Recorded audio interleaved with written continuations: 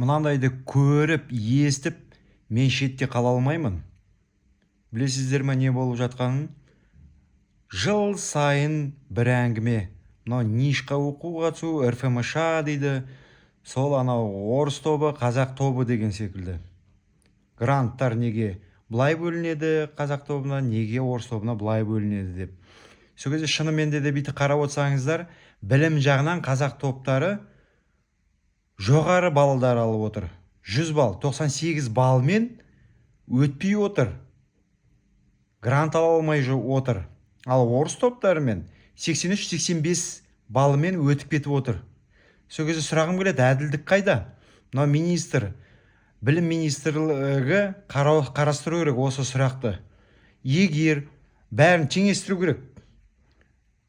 Егер 100 балға жетпесе орыс тобынан, солардың грантын қазақ тобына беру керек.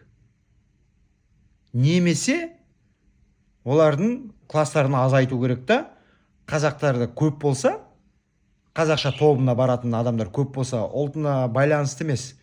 Қазақ тобында ұйғырда оқи алады, орыста оқи алады, бәрде оқи алады, кім қандай тілде оқыған. Ол айырмашылығы жоқ оған.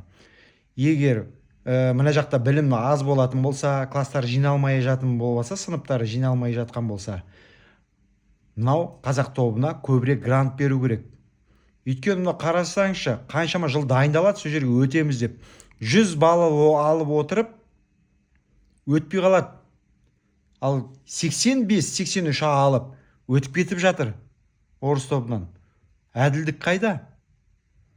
Мен шетте қала алмаймын мынандайды естіп отырған кезде. Сіздер қалай деп ойлайсыздар? Өзгеріс керек.